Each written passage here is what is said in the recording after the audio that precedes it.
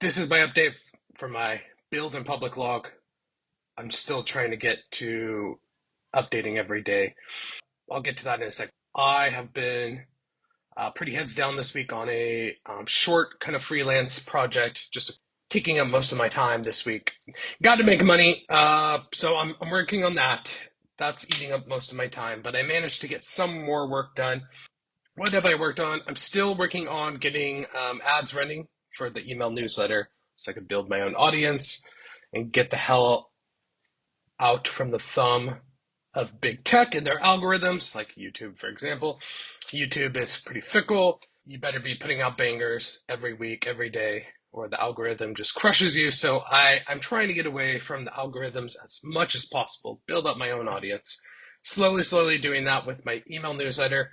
Um, Ads are almost done. I'm going to run ads on Instagram, Facebook, while that's still even viable. That seems to be kind of slowly dying as well. Hopefully, get a lot of subscribers to the newsletter here. So I have worked a bit on the newsletter. Very interestingly, somebody complained about my crazy brutalistic design. I just broke something here.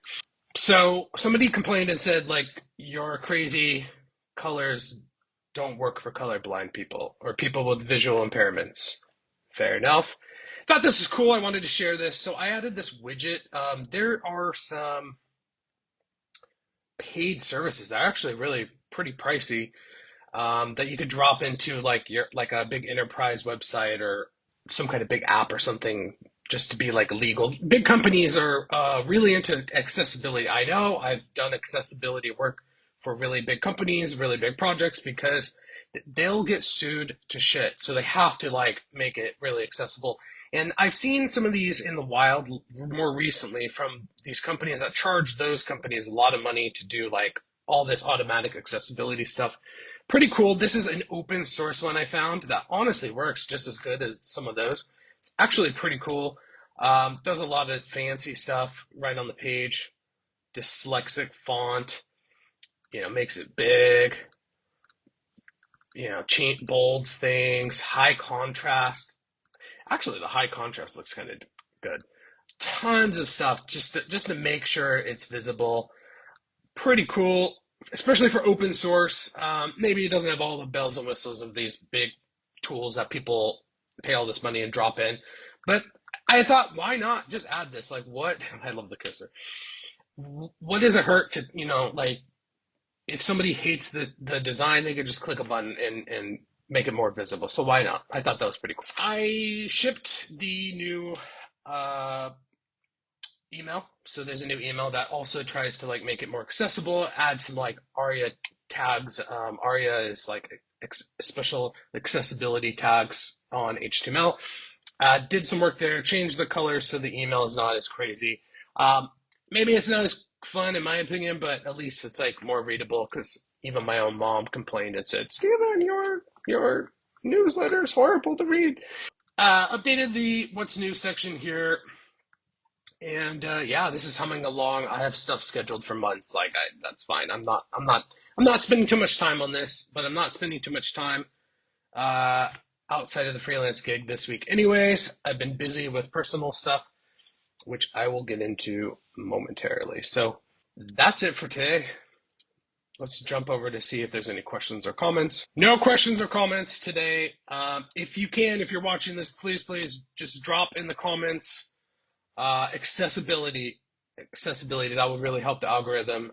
I'd appreciate that. And I will put a link in the description to that open source tool. Why not make websites more accessible? If you could just drop a widget, it was one line of code into the project and like help visually impaired users, why not? Like that's a quick, easy one. All right, moving on to my random story for today. Why have I been busy? Something kind of spontaneously came to my attention, and I kind of got a little sidetracked with kind of like a once in a lifetime thing, well, in my opinion. Okay, so I found out just randomly about a one-off, very special, like live interactive. I don't even know, art installation doesn't quite cover it. So there is a band called the Gorillas. And band, the whole band is like a very loose term. It's really more of an art project. Like they are pure artists. So the Gorillas are known as a group, but it's really kind of one guy, two guys. Um, it's pretty strange. So I'm sure you've heard of the Gorillas if you're into music. They've been popular for decades now. I was quite I love them quite a bit. Um, it back in the day, like in the 2000s to 2015, when I was younger, I really, really loved the Gorillas. So what are the Gorillas? This guy right here is the lead guy from Blur, a very popular UK British rock band. Blur, they had a couple big hits like in the 90s, late 90s. He left to spin off the Gorillas, and this guy does all the animation. So the Gorillas are like this weird art kind of artist group thing concept where they have these characters who are like supposed to be the band. Okay, and these characters have been drawn for like decades now, and they bear with me. These characters are like, oh no, the music videos, and like it's supposed to be like the band, but it's really him singing. There's this guy who does drums, and all these other artists join for all these different tracks on their albums. But it's really kind of just like a one man solo project, essentially, with someone like doing artwork for like music videos and shit. It's kind of weird, but it's kind of cool. It was very cutting edge at the time, very unique. They did this like 25th anniversary thing in London because the guy's from London. He was born and raised here, origin London. It was this pop up kind of like only like a week long live interactive art thing. So I found out about this. I said I have to go. I had a bot. Me and this other developer have worked a little bit on this bot for this one website that resells tickets here in London. Yes, I'm one of those fuckers. Spun up the bot, made some changes, managed to score tickets to the art show that they had, and it's pretty weird. So you go to this place, and it's in and around the venue where the Gorillas and all the people who have ever been on all their tracks are like showing up to do these very special one-off concerts. They did two in a row for two of their like popular albums. Did from the start to the end of the entire album, played every single track on the album. This is very rare. I've only been to like one of those for another artist in my life. They did that for a couple of their albums, and then last night they had like a weird mystery show. I don't know what happened there. So, but part of it is like at the venue where they're playing is this weird art thing, and this was fucking cool, guys. This was like so rad. This thing, it's so hard to explain, but I'll try to just briefly explain it. You show up and you wait outside in like a line. They let in groups, small groups at a time. You go in there. They give you these fancy headphones and like a thing like you're doing like a self-guided kind of tour, and they explain some stuff to you. Don't touch anything, like, stay with the group. And you walk in there, and it starts like you're in a museum or art gallery, and you're slowly walking, like wall at a time, like lights up, and they go, look at these. These are the first drawings of the Gorillas.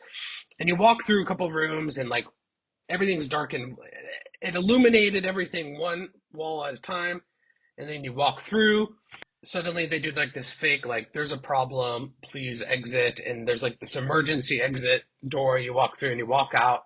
And everything is like no longer museum time. It's like weird, crazy interactive art show. And there's like this fake, like, Winnebago trailer, kind of something like out of Breaking Bad. You walk in there and everyone sits down. In this trailer, I can't even describe it. You couldn't film it. They covered your phone with a thing, like you couldn't record it. It really sucks.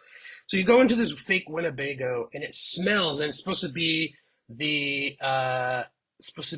one of the characters' trailer, and the aesthetic was off the fucking charts. Like this is some shit you would see like at Disneyland or something, like really high production value, like millions of little details.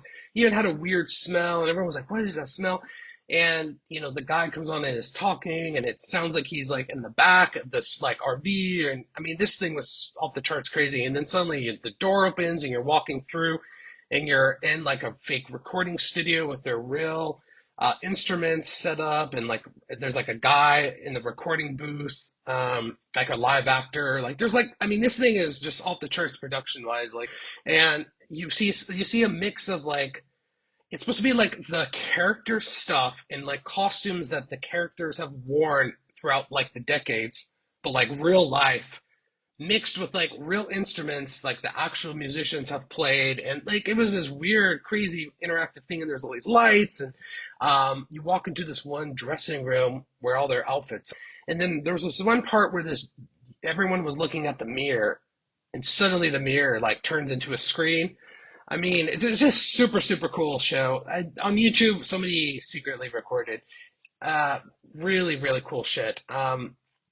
Like so much attention to detail. Like, I mean, I don't know how they made this thing. It must have taken them forever to think through like every little like thing on the counters and on the shelves, and production value was just so impressive.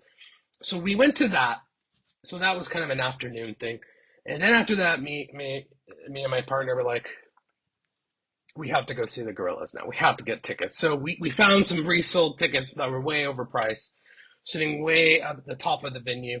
And we went 2 nights ago to go see the Gorillas do one of those album sets. So from start to finish, and all the artists who have ever been on that album showed up in person. It was really cool. So that kind of like sucked a lot of time for this like spontaneous thing. We didn't even know about this. We didn't even know they were playing until we got to the art thing, and then we realized, oh my god, they're doing like live shows. Like, why didn't we know about this? Why didn't I get tickets? Because I was obsessed with that album for the concert we went to. My early 20s, I listened to that thing on repeat all the time. Coincidentally, when I first became a software engineer, that album came out, and I would listen to that all the time when I was sitting there coding. So it's just kind of very nostalgic. Brings me back to like the start of my career and everything, and my 20s, frankly. So really cool. Very special. Like I don't see other artists doing like weird interactive art things like that you walk through, and it's like very like there's like live people and these one-off shows. So it's really cool. Props to them. They're just pure artists, these guys, and I love it. I'm all for it. All right, I'm gonna shut up now. That's all I got. Hopefully, I'll wrap up this freelance project soonish and get back to work, and doing AI agent stuff and talking to more people. But this week, it's kind of booked up. So maybe see you tomorrow. If not, then this weekend.